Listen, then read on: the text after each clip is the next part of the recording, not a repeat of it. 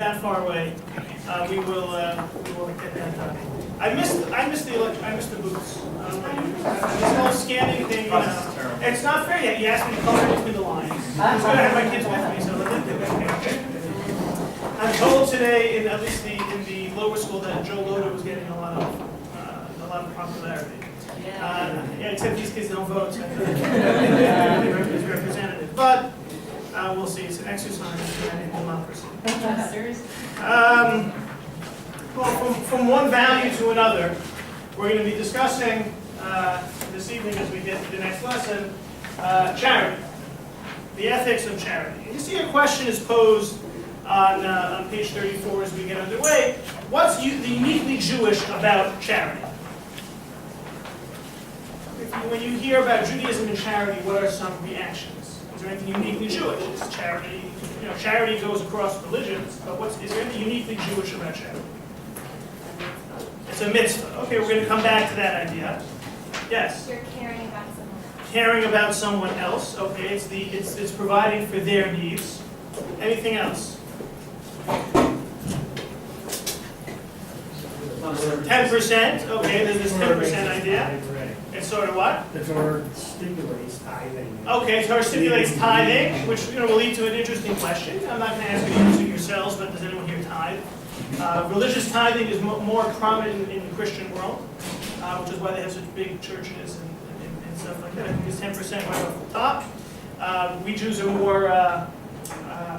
more discerning about it. We start talking about net, gross, in Jewish law. In the text, you actually can find this, and some of it in the appendix has sort of your tzedakah calculated with a number of opinions as to when and from what to base the tzedakah on.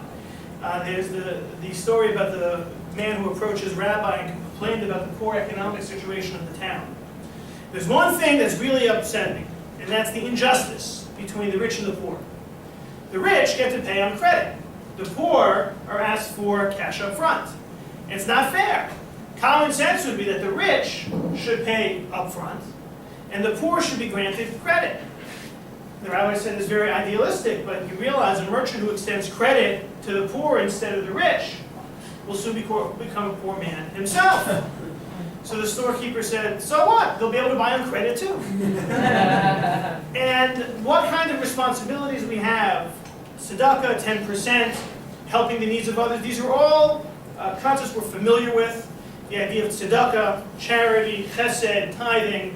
But let's look at how Judaism has responded. In many ways, this was an initial component of Abraham. Avraham Avinu, if you look at text number 1, where it talks about God's love for Abraham because he instructs his children and his household to follow the path of God by doing tzedakah and mishpat. The idea of there being both these elements of tzedakah and mishpat. This leads the Talmud to point out that there's a certain kindness gene. In the Jewish DNA are certain components, and the Talmud mentions specifically the idea of Jewish people are merciful, they are bashful, baishanim, and they are charitable. And Hebrew, rachmanim, baishanim, gomlei chasadim. This is built into the Jewish DNA from Avraham onwards. That comment was made about Avraham being a follower of tzedakah and mishpat came from when God was discussing the destruction of Sodom. When God was about to destroy those cities, he invokes Avraham's tzedakah and mishpat, and this leads the midrash, the rabbis, the sages in the Talmud to talk about that. What was wrong with Sodom? There's a lot that was wrong with Sodom. You may have heard a number of different things where there was a lot of immorality, whether it be sexual immorality, whether it just be cruelty. Some of you may be familiar with they were very inhospitable to strangers. Right? They never gave salt to anyone who wanted food, so that's where Lot's wife turned into a pillar of salt. There's a tradition that they never wanted anyone to be that comfortable in their bed. So if it was a very tall person, they put them on a short bed. And if it was a really short person, they put them on a tall bed and stretched them on the rack. Very creative traditions which emerge from this. But Avraham is the opposite. Avraham has tzedakah, Avraham has mishpat, and we'll come back to these terms in terms of what's the difference between tzedakah and mishpat. What does it mean to use both of those terms? As well as this concept that the Jewish people have these three traits. Maimonides goes so far as to say if you encounter someone who claims to be Jewish, but does not exhibit these characteristics, you can question their Jewishness. Jewish identity in the Talmud, in the early Jewish codes, was based upon a declaration of Jewishness. If you say you're Jewish, you're Jewish. Pretty much because back in the day, why would anyone want to be Jewish? Really were limited advantages. Yeah, you can be Jewish, and then the Crusades come, the Inquisition comes, the expulsion comes. So if a person claimed to be Jewish, that would be acceptable. Maimonides says, but if a person is not kind, is not merciful, is not bashful, is not humble, then you can question their Jewishness. Now, there's the confirmation of Jewish status has become more complicated, and the idea of the Jewish people's charity in Maimonides' thought is seen in text number 2. So, if we read text number 2 on page 35. We have never seen nor heard of a Jewish community that does not have a charity fund. It was well known. Every Jewish community had a kupat tzedakah, had a charity fund, had a charity collector. The Talmud in the codes discuss the role of this person and the fact that this was an essential component to a community in terms of its functioning. You have the religious requirements and you have the charitable requirements. And this is something which has been noted even beyond the Jewish world. If you take a look at text number 3, I have enormous admiration for the Jewish people. My old constituency officially has a large Jewish population. In the 33 years I represented it, I never had a Jew come in poverty and desperation to one of my constituency surgeries. They had always been looked after by their own. Margaret Thatcher in her memoirs. The idea that Jews were known for charity. And this has been borne out statistically in various surveys which have been done. In 2010, based on a survey of philanthropy, 19 of the top 50 individuals were Jewish. This is not proportional. There were plenty of rich Jews, but that is much higher in proportion to the number of the top 50 wealthy individuals in the United States, including 5 of the top 6. You want to know who, right? So, George Soros, Michael Bloomberg, Irwin and Joan Jacobs, Elie and Edith Broad, and Leonard Blavatnik. These were the Jews who were in the top 6. Those 5, top 6, Jews give. Now, they don't always give to Jewish causes, which is a separate discussion, and maybe we'll talk a little bit about who it is or where philanthropy, where charity should be directed. But there is this history going all the way back to Abraham. There's something that's innate, that's part of our religious and spiritual DNA. It's something that transforms into the reality of the Jewish community in terms of charity funds. It's something which is noticed by non-Jews, and it's borne out statistically, as much as statistics can teach. And it's a mitzvah. Text number 4, page 36. The mitzvah of tzedakah is as great as all of the mitzvot combined. The idea that tzedakah is the most important mitzvah. The idea that the Talmud says it's actually called the mitzvah. And the Talmud mentions that when you refer to the mitzvah, it's tzedakah. That's the most important mitzvah. When we talk about some of the details, well, who must give? Does everyone have an obligation to give? We have to talk a little bit about when must we give. Is there a specific time frame? And to whom should we give? There can be, I imagine that we have some instinctive reactions. You give to poor people, or you give to those in need, and you give any time. And who has to give? Everybody has to give. But I think if we look in to some of the sources relating to tzedakah, relating to charity, we'll find some interesting insights which may shape our understanding of charity. Page 36, there's a question that's posed.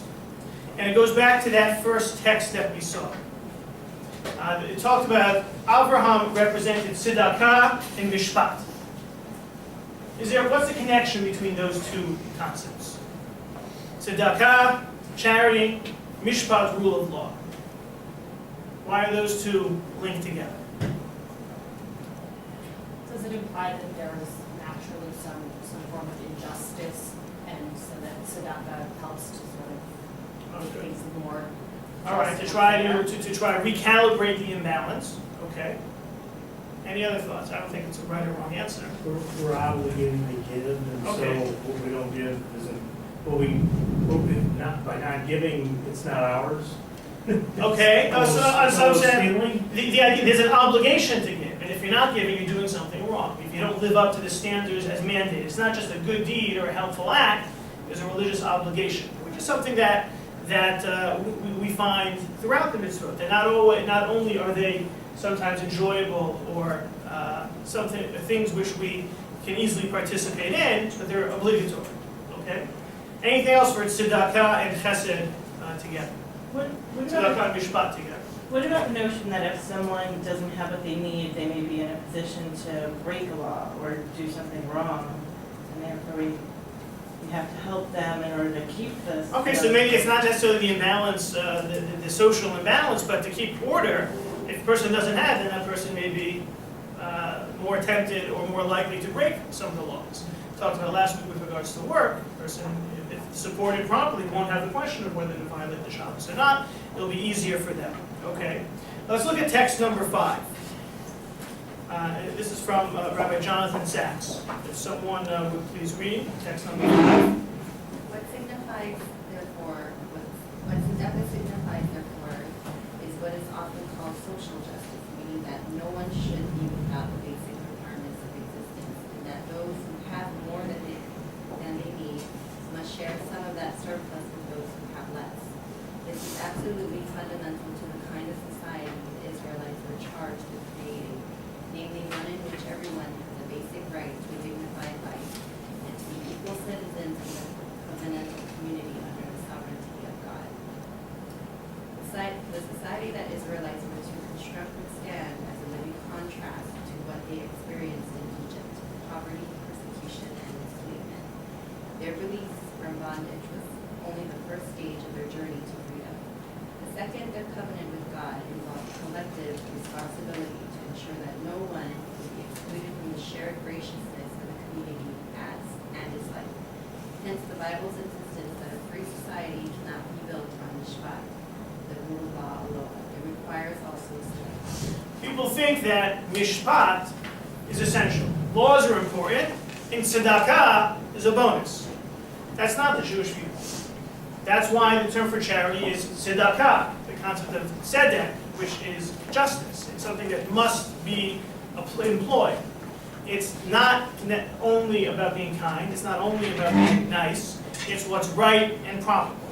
And that's why it is addressed in Jewish law. And what we'll do is take a look at some of the laws of tzedakah and look at some of the nuances and what those nuances say about requirement for tzedakah, as well as maybe reshape our understanding of tzedakah from a Jewish standpoint. So sometimes if we look at the requirement, you go back to the sources, there's a unique understanding to the purpose of charity. Look at the wording of the command as initially presented in the Torah, text 6a. If there will be among you a needy person, one of your brothers in one of your cities in your land that your God has given you, you shall not harden your heart, and you shall not close your hand to your needy brother. Rather, you shall open your hand to him and give him enough to supply what he lacks in needs. What's the requirement? What's the biblical requirement?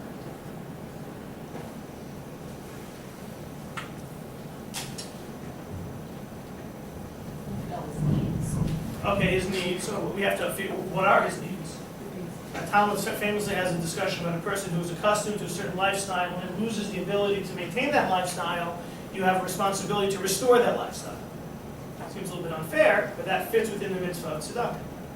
What are some other details that emerge that may define the responsibility obligation for charity, based on what verses say? Taking care of your community before taking care of. All right. Okay. It talks about a hierarchy. People closest to you deserve attention first. What else? Lacks and needs seem to be two different things. Okay. Okay. Correct. What else? just from the text itself.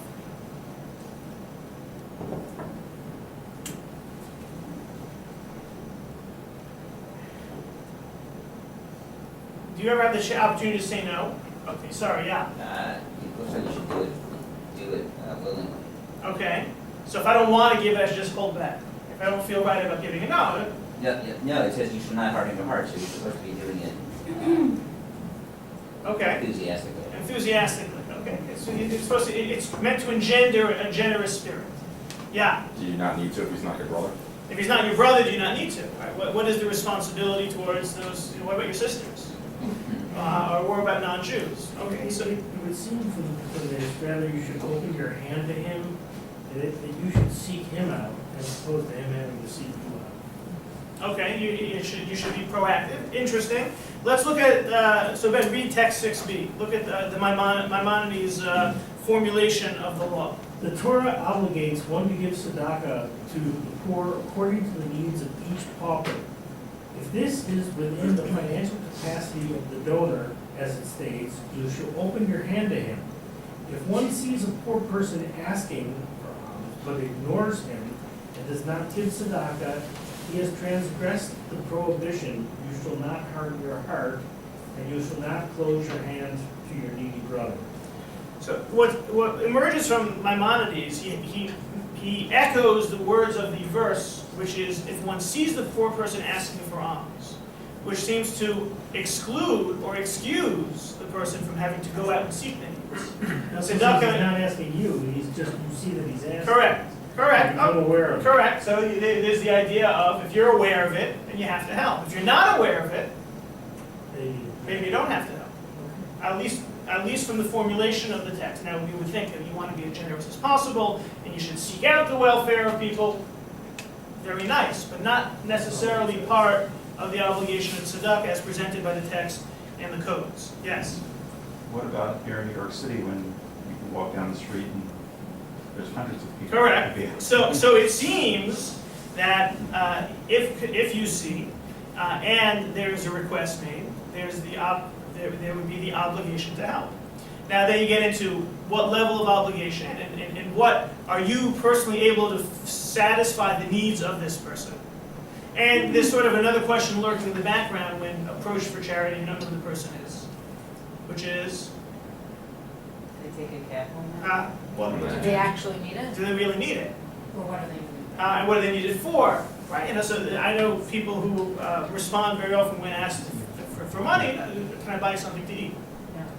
And sometimes that's an indicator at the level of what the person needs. Now, if everyone did that, you gotta have a lot of food but no money, and it could still be problematic.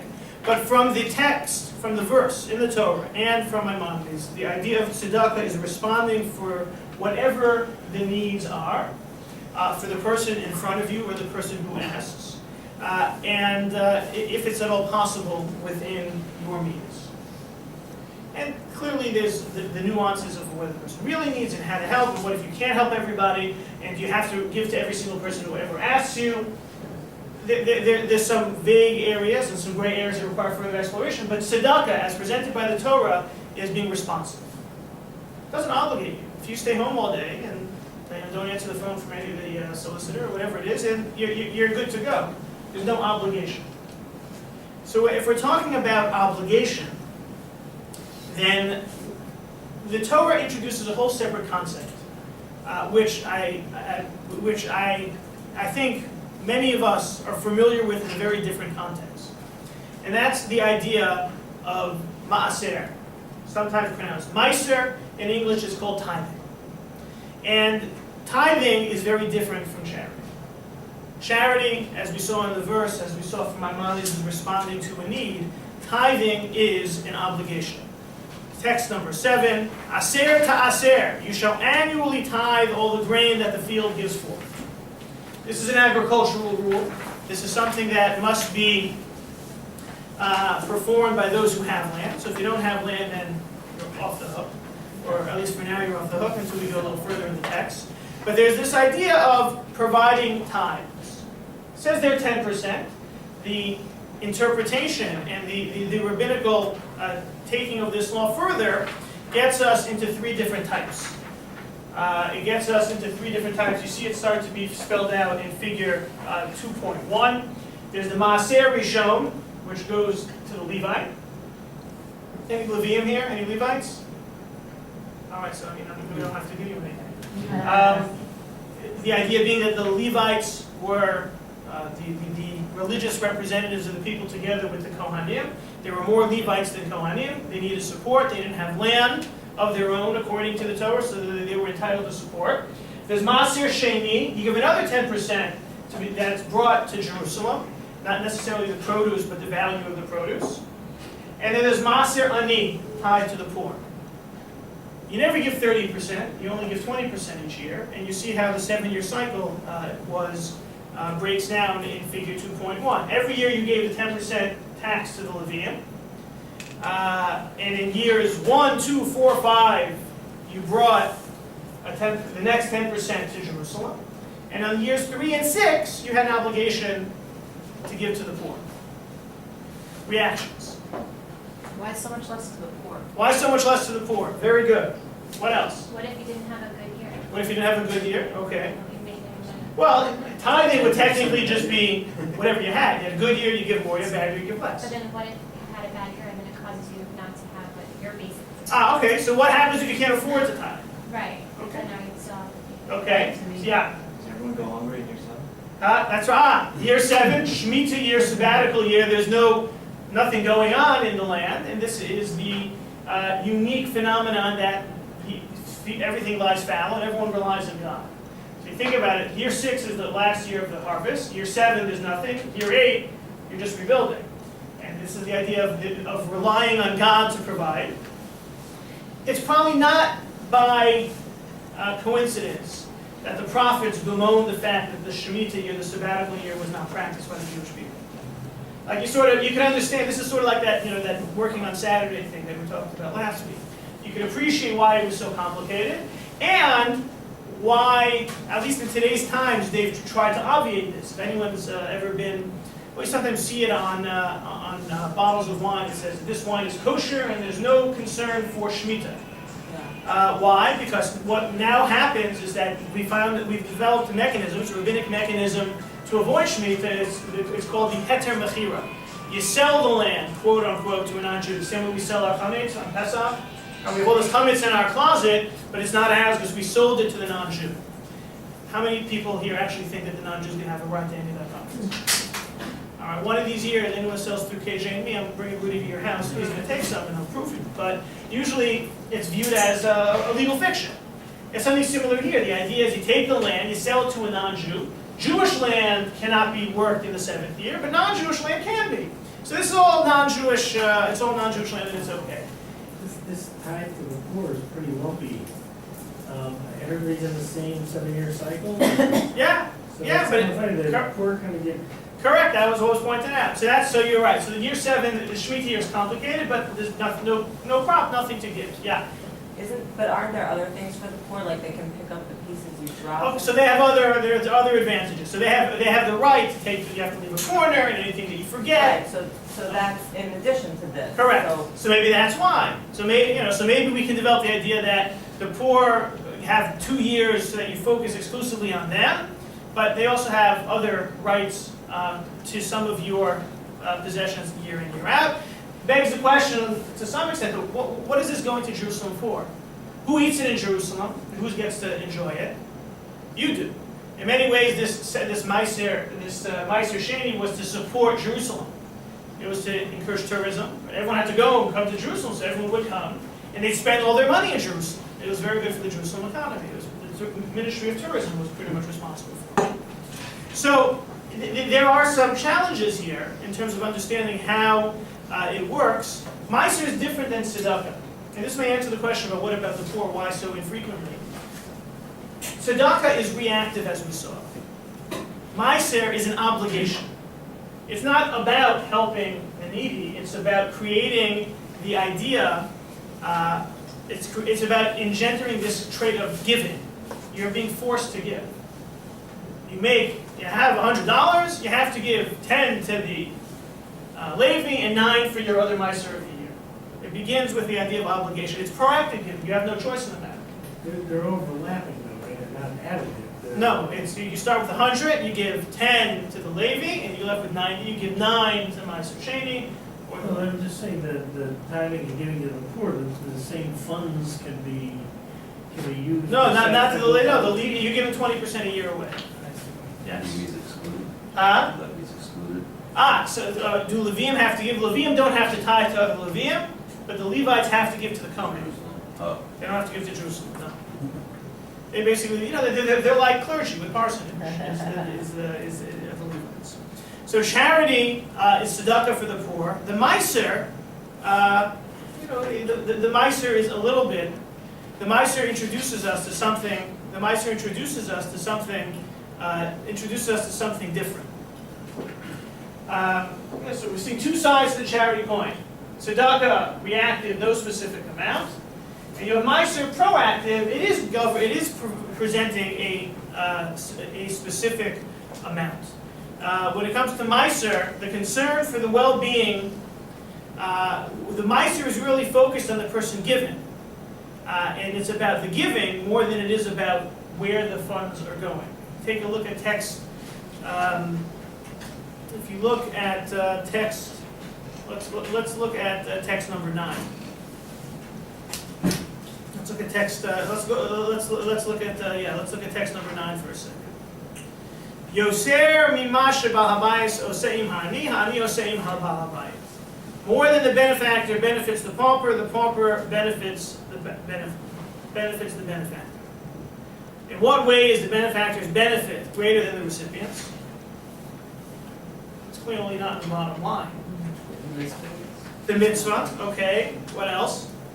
Any other thoughts? The feeling of being able to help someone else. The feeling of being able to help someone else, okay. It helps the whole community. Helps the whole community. There's participation in a greater good.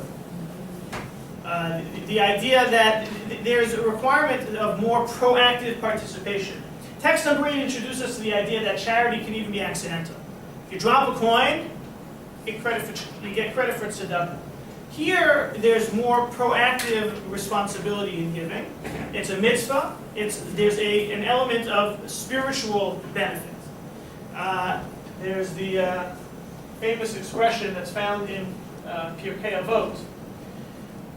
Hillel said, "If I'm only for myself, what am I? Im ein ani li mili, ukishani la'atzmi ma'ani." If I'm only for myself, what am I? I read an interpretation of this, that im ani la'atzmi, if my I includes only myself, then what am I? I'm lacking. When I talk about I can't just be thinking about me all the time. And this idea, this responsibility, this obligation to give, will help to create an awareness of the need to give forward. You may not like it, but at least it's there. Hopefully you get used to it. Hopefully you like to like it. Charity, tzedakah, is responsive. The maaser is more of a mishpat. It's an obligation which is trying to push us in the direction of being givers. Now, on some respect, if you want to be questioning of God's ways for a minute, which of course we never want to, but if we did, wouldn't it be easier to create a world of balance where people had what they needed? Not to say communist per se, but it would be nice if everyone had whatever they needed. So why this imbalance? So look at text number 10, page 42, if someone will please read. King David said to God, Master of the universe, establish equity in your world by making rich and poor the same. God replied, if such were the case, who would preserve kindness and truth? If all were rich or all were poor, who would be able to do acts of kindness? Right, the idea, this imbalance is all about kindness. I don't know if you should tell the guy asking for money on the street that, this is good, this is what you should be. So but the sentiment is there that at our core, that we need to be conscious of the mandate for us to be providers, for us to be givers. Take a look at text number 11. This is research that was done into levels of happiness based upon money taken in and money goes out.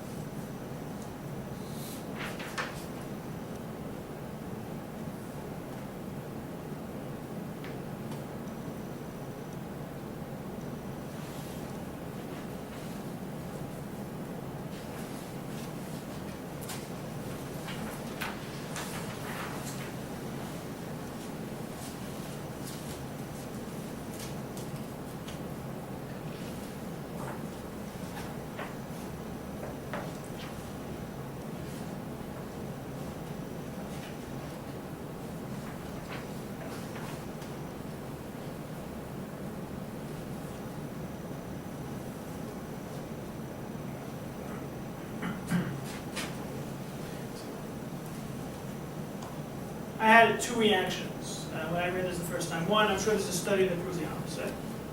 And two, I'm glad that this study exists because now, I was sort of wondering, I just think I'd rather have more money, spend more money on me. But now I know that I'd be happy if I gave more charities. I'm sure that I would fit that study. But, yeah. I have a lady that I know that spent $700 million on charities. And she got a Carnegie Award. It's made her happy because in her class, in her society, that's the coolest thing ever. All the jewelry and stuff. So for her, and I know, for her it's another jewelry. It's something like matching. Bragging rights. Okay. It's, Again, it says no. a lot will depend on the environment a person is in, but if we're looking at the Jewish expression that there's a benefit to the giver, Judaism sees that. The rabbis looked at that. There are studies which show that component as well. The idea that giving is not just about the effect it has on the recipient, which is probably the most important end result, but the idea that it's also part of a system of religious development, or the idea of giving from a religious perspective provides this opportunity. There's also recognizing the fact that it belongs to God. Someone said before, the idea that, I think you said, that if you don't give it, then it's like you're stealing from God. And that's sort of expressed in text number 12. Don't say, why should I deplete my funds by giving them to the poor? Understand that the money is not truly yours. It's a trust from God. It must be administered in accordance with the wishes of the trust's owner. God's wish is that you disperse from the trust to the poor. This is a recurring theme in Judaism, the idea that we're not in charge. Whether it be with how the world operates, or whether it be with our funds, or even when it comes to issues relating to health and science of the body, body's not ours, it belongs to God. That concept, that way of thinking impacts Judaism's views on many different issues. I was just teaching the other night the idea that physician-assisted suicide is now legal in a number of states because it's based upon the concept that people have the right to withhold treatment or can decide not to be treated. You take that all the way through. Well, I don't want to be treated. Not only do I not want to be treated, I want to be treated in a way that will end my life. All right, so that's if you live in Oregon, if you live in Montana, you live in Vermont, you have this opportunity. Judaism would never allow that because we're not in charge. God's in charge. Now, there's a whole gray area in other areas of what type of treatments to have or not to have. But when it comes to physician-assisted suicide, it's black and white. Wouldn't never be allowed to go into Judaism because we're not in charge. But when it comes, so this is often the reason we come across that. Why kids want to know why we say no, because I'm in charge. So it's the same thing when it comes to our relationship with God. God is in charge. Yes. Then how do we explain we're not charged, like physician-assisted staying alive?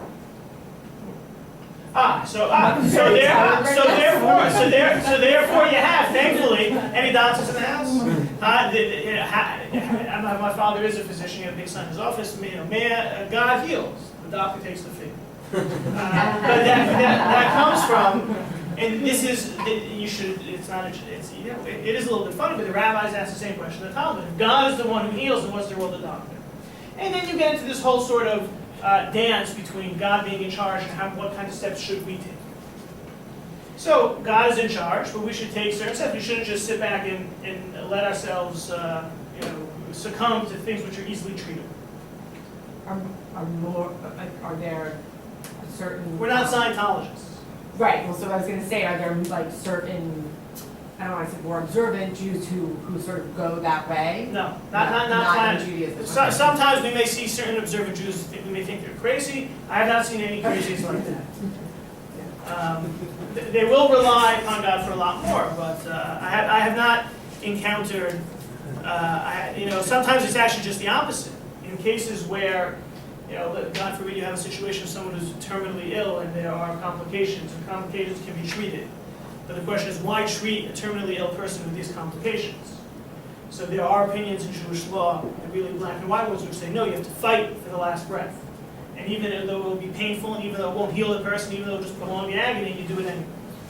There's a whole other school of thought, which I think is the more dominant one because it may makes more sense, but it's a larger discussion how that school of thought developed, but you will certainly find that in the more ultra-Orthodox quarters of the Jewish community, not exclusively, some of the ultra-Orthodox quarters have the more humane approach, but if that would be just the opposite. Here we're interfering in God being in charge, and because we're taking advantage of the life that He gave us, we're trying to extend it as much as possible. Yes? I'm still struggling with the charity aspect. So if you see someone begging on the street, giving them some money is not the same thing as fulfilling their needs. They need a place to stay, they need a job. So they the need question clothes. is, so that would take us back to this discussion. Tzedakah, the mitzvah of tzedakah is to satisfy a person's needs. The mitzvah of ma'aser is you have an obligation to give. The mitzvah of tzedakah is there to teach people to be compassionate. The mitzvah of ma'aser is to instill this idea of the importance of giving. And the importance of giving relates to our natural role to be givers. The idea of recognizing that we actually benefit, there's some sort of emotional or spiritual joy in giving. And it also gets us in touch with God being in charge of the world. What about the person who you can't help? So do you get a mitzvah by giving a dollar bill to someone when that's not going to help them? It's a partial mitzvah. No one's going to say it's a bad act. And I think that just because it would not fulfill the mitzvah of tzedakah. And in fact, as we'll see, the mitzvah of maaser is not fulfilled when you're giving. We'll talk about that. It might not even help you with. Might not even count in your tithing quota. That doesn't mean it's a bad thing. There's a rabbi in Israel. His name is Rabbi Aharon Lichtenstein. He was the head. He's retired, but he's still associated with the yeshiva in Israel. That's a Hesder yeshiva that combines military service with Torah study. He has an American program also. He's an American rabbi who made Aliyah. He has an interesting article. Is there a morality independent of Jewish law?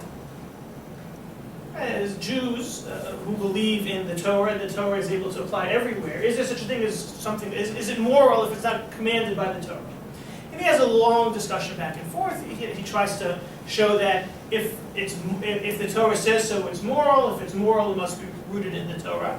But I think this could be an example of something. It's not tzedakah, it's not necessarily meiser, but it's certainly a moral and ethical thing to do. What to give? To give $1 to someone, even though it's not going to solve all their troubles. Would that be true of organizations too? I mean, when we give to an organization, it's not good. Well, it was sort of, giving your $18 to Met Council, is that going to make it or break Met Council? But if enough people thought it would not make Met Council, then no one would give $18, and then I'm sure there'd be a big hole in their budget.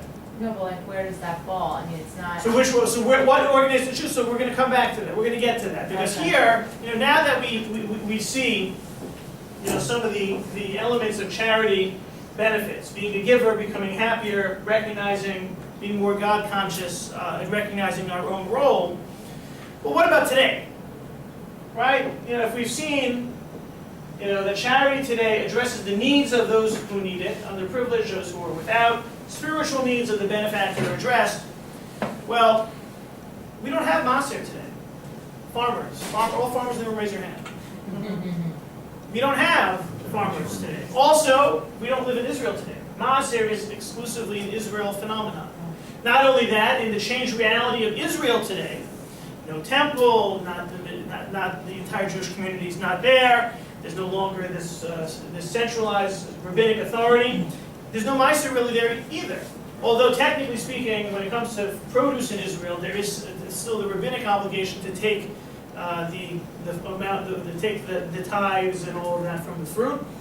Very often the kosher letter in a place in Israel talks about it, that they've taken their truma and maaser. And if it hasn't been taken, in many prayer books, it has a certain formula that if you're eating, let's say, an orange, a Jaffa orange, and it hasn't had it taken yet, you take a piece off and you throw it out, and you say the rest of it is a whole formula.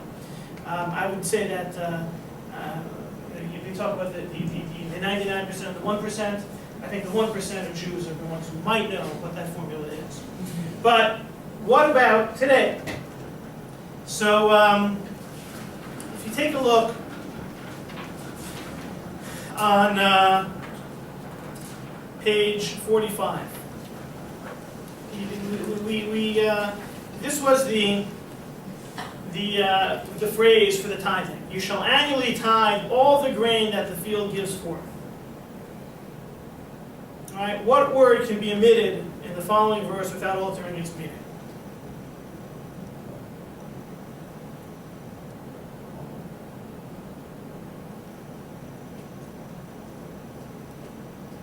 Or?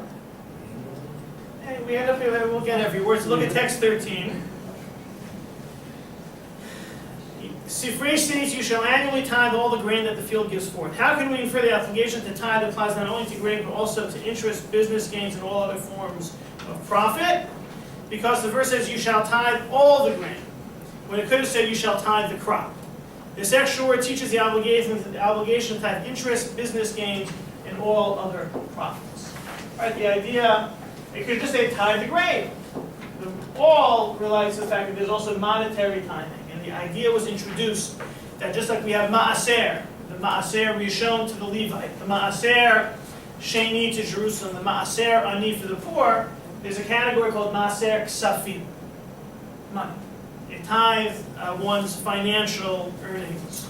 And this is called, the term that's used to describe the mechanism that developed this rule is called an asmachta in Hebrew. The asmachta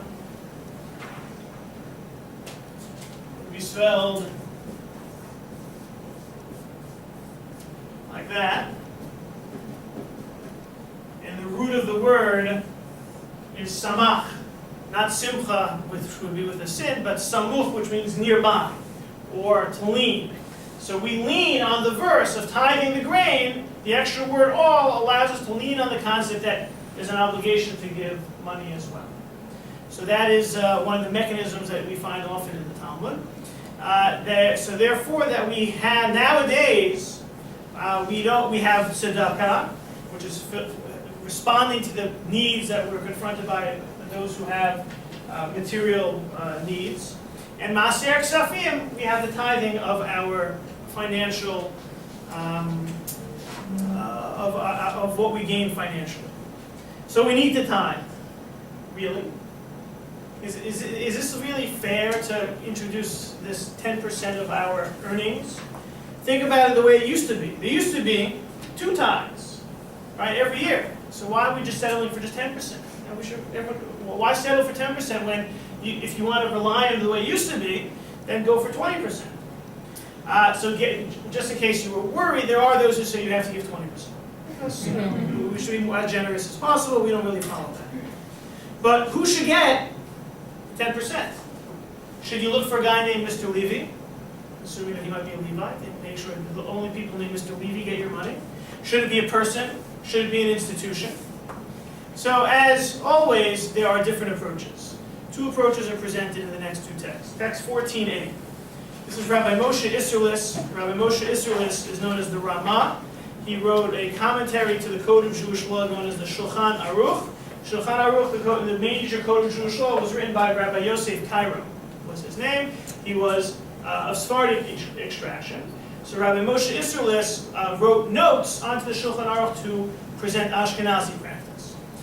Some of the issues had nothing to do with Ashkenaz or Sephardi, they're just comments. This would be one of them. One may not spend Maaser funds on a mitzvah, such as supplying candles for the synagogue. Maaser must be given to the poor.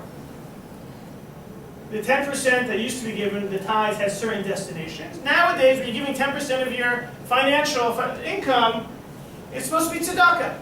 Tzedakah was responding to certain needs. Maaser ksafim, the 10% of your income, that was directing your funds to poor people. So that's one approach. On 14b, we see another approach from Rabbi Shneur Zalman of Rabbi. An heir is required to give maaser from an inheritance, but can use the tithe on other mitzvot that will not necessarily benefit the poor. So here we see the idea that maaser is not only about the poor, but it can be used for other mitzvot. And this is not just 2 individuals and 2 sources, these are 2 schools of thought which developed in the Jewish legal tradition. So we're talking about, what do we do with, we have these 2 traditions, Rabbi Isserlis and Rabbi Shneur Zalman. Rabbi Isserlis says the monetary tithe is for the poor. Rabbi Shneur Zalman says spend it on a mitzvah. Moshe Isserlis sees the biblical parallel of this as Maaser Ani. We don't have any of the tithes anymore, we should just go to the poor. Rabbi Shneur Zalman says, no, we had other Maaser, other tithes. One of them was a tithe you could spend on yourself. You had to go to Jerusalem. That's within the context of the performance of the mitzvah, going to Jerusalem. So therefore, no one says you have to give it to the poor. It has to be used for mitzvah purposes. And that's why the purpose is whether it helps the poor. It could help the poor, but the idea is bringing people closer to God. Whether it's the other person or whether it's you. And so if one is duty-bound to do something, so what about the qualifications? Once you start looking at this, you start thinking, the possibilities. Right? With Moshe Isserlis, fine, it's got to be the poor. What are some possibilities of Shner Zalman? If the idea, if you can use your monetary tithing for mitzvahs, where should we direct it? No, this is not a fundraising event. It's very nice that you think that's where it should go and have it accepted. But I thought in a room like this, in a program like this, people would say tuition, right? It's not a mitzvah to teach your kids, so all the tuition counts towards your 10%. Maybe some of us would be closer to 20% if that was, depending on how many kids we have in the school. What about keeping kosher is more expensive than not kosher. What about matzah? Shmur matzah is pretty expensive. If I would calculate the amount of money I spend on religious obligations, can that be counted in the tithing? So there's some qualifications. There's always a but. You got to read the fine print. And according to Rabbi Moshe Isserlis, not every donation to the poor is necessarily worthy of maaser. Remember, we saw before there's tzedakah. Tzedakah is responding to the need right in front of you. That's not maaser. That's a separate mitzvah tzedakah. So it's a separate, proactive calculation as to where the money to the poor is going. According to Rabbi Shner Zalman, not every dollar spent on a mitzvah counts as towards this monetary tithing.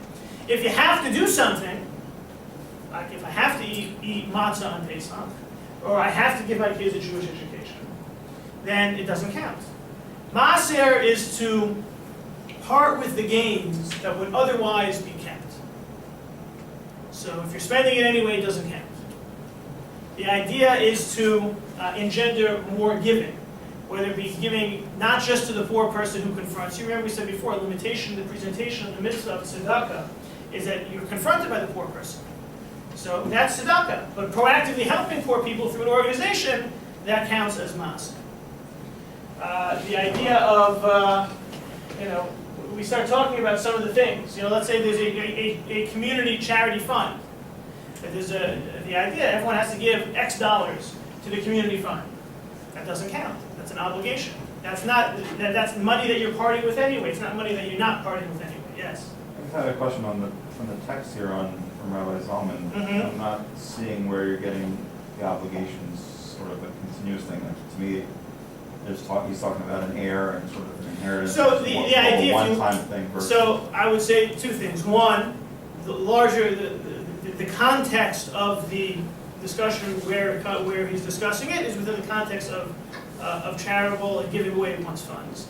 This specific thing talks about from the inheritance, as well as some of the other sources in this tradition, which highlight that maaser is not about charity; it's about other mitzvahs. I think that for the most part, this is the lesser-known tradition. We hear tithing, we think about charity to the people who need it. So this specific text is within the context of the discussion of holy monies. This one specifically is talking about a gain that comes from an inheritance, but within the broader discussion is funds that come your way have to be tithed, and they can be tithed towards other mitzvah, even not just the poor. So, what about some of these other things? All right, what about matanot levyonim that we give on Purim? So would that come under the category of maaser? Let's say you give $100 to poor people on Purim. Does that get calculated towards your 10%? He says no, but. He says no. Well, the answer would be no. That's why you specifically to the poor. Correct. That's the thing.